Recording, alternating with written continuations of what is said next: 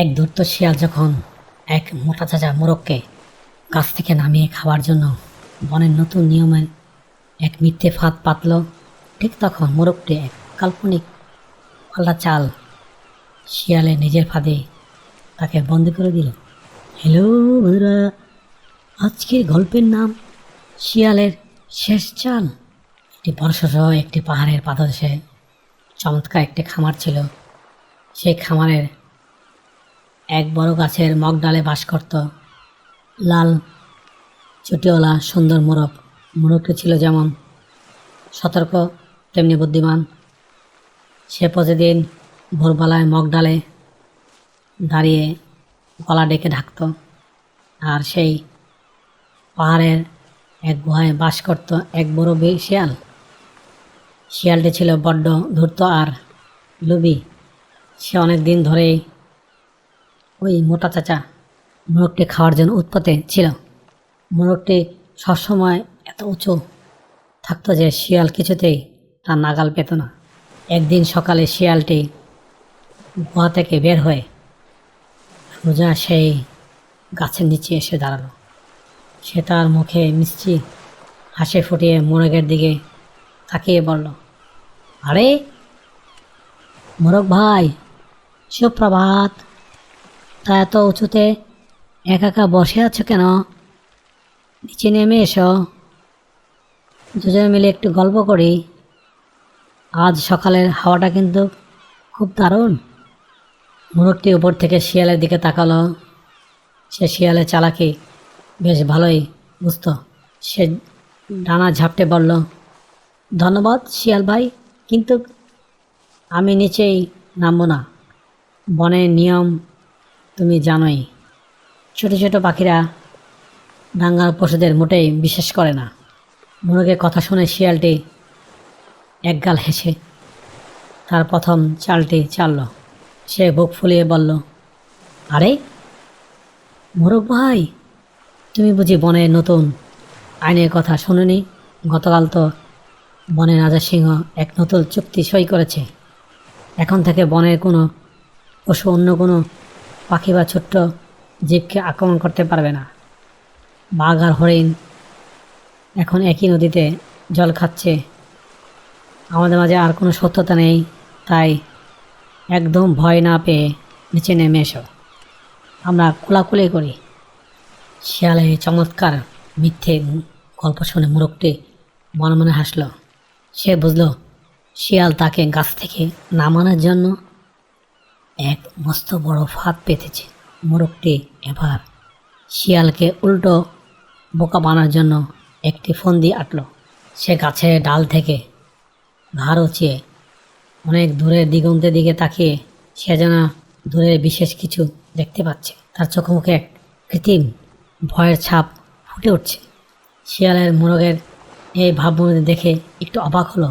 সে জিজ্ঞাসা করলো, কি হে মোরগ ভাই, এত অদ্ভুত ভঙ্গিতে দূর আকাশের দিকে তাকিয়ে কি দেখছো বলো তো?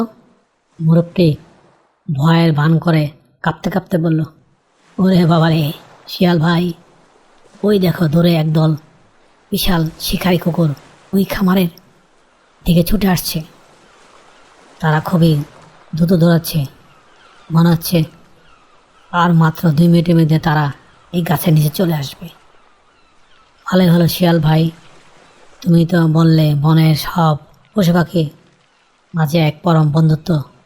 কুকুরগুলো এখানে এলেই আমরা মিলেমিশে একসাথে বসে বসে গল্প করতে পারবো। শিকারী কুকুর এর নাম শোনো মাত্র শিয়ালের পিঠের লোম খাড়া হয়ে গেল। সে ভালো করে জানতো শিকারী কুকুর দল সামনে পড়লে আর ধূর্ততা কোনো কাজে আসবে না, তারা তাকে চিরে ফেলবে। শিয়াল আর এক মুহূর্ত দেরি না করে পিছনের পায়ের উপর ভর দিয়ে দৌড় দেওয়ার প্রস্তুতি নিল। মোরগটি তো উপর থেকে ডেকে বলল, আরে শিয়াল ভাই, পালাচ্ছে কেন? তুমি তো বললে বনের সব হিংস্র পশুদের সাথে এমন চুক্তি হয়েছে, কেউ কাকে আক্রমণ করবে না, তবে কুকুরদের দেখে এত ভয় পাচ্ছে কেন? শিয়াল দৌড়াতে দৌড়াতে পিছনে ফিরে বলল, আরে মোরগ ভাই, তুমি তো ঠিকই বলেছ, কিন্তু এই জঙ্গলি কুকুরগুলো কি আজ আর নতুন নিয়মের কথা জানে? ওরা তো পড়াশোনা করেনি। যদি ওরা চুক্তি না মেনে আমাকে কামড়ে দেয়, এই বলে শিয়াল বাতাসে বেগে পাহাড়ের দিকে দৌড়ে গেল। হ্যাঁ, গল্পটি এখানে শেষ না। শিয়াল যখন কুকুরের ভয়ে অন্ধের মতো পিছনের দিকে না তাকিয়ে দৌড়াচ্ছিল, ঠিক তখন সে ছিল তার জীবনের শেষ চাল বা শেষ দৌড়। অতিরিক্ত ভয়ের কারণে সে খেয়ালই করেনি যে পাহাড়ের ঠিক মোড়াতে শিকারীদের পাতা একটি গভীর গর্তের ফাঁদ ছিল। আর যায় কই, ধাপাস! শিয়ালটি সোজা গিয়ে পড়ল সেই গভীর গর্তের ভিতরে। গর্তের দেওয়াল এত উঁচু ছিল যে শিয়াল শত চেষ্টা করে আর উপরে উঠতে পারল না। সেই গর্তের ভিতর থেকে চিৎকার করতে লাগলো, আমাকে বাঁচাও, আমাকে কেউ উপরে তুলো। গাছের মগডাল থেকে মোরগটি শিয়ালের এই দশা দেখে উচ্চ কণ্ঠে ডেকে উঠল, কোকরোকো কোকরোকো কোকরোকো কোকরোকো। কে শিয়াল ভাই? অন্যের জন্য গর্ত খুঁড়লে যে শেষমে নিজেই সেই গর্ত পড়তে হয়, তাকে তুমি জানো না? আজ তোমার নিজের চালে তোমার কাল হয়ে দাঁড়ালো। শিয়ালটি নিজের ফাঁদে নিজে বন্দী হয়ে রইল, আর চতুর মোরগটি চিরদিনের জন্য সুরক্ষিত রইল। হ্যালো বন্ধুরা, কি বলে প্রাচীন লোককাহিনী আমাদের এই শিক্ষা দেয় যে অতি চালাকের গলায় দড়ি। হ্যালো বন্ধুরা, গল্পটি আমাদের কেমন লাগলো কমেন্টসের মাধ্যমে নিচে জানিও। আবারও দেখা হবে অন্য কোনো গল্পে। Thank you for watching. Please subscribe.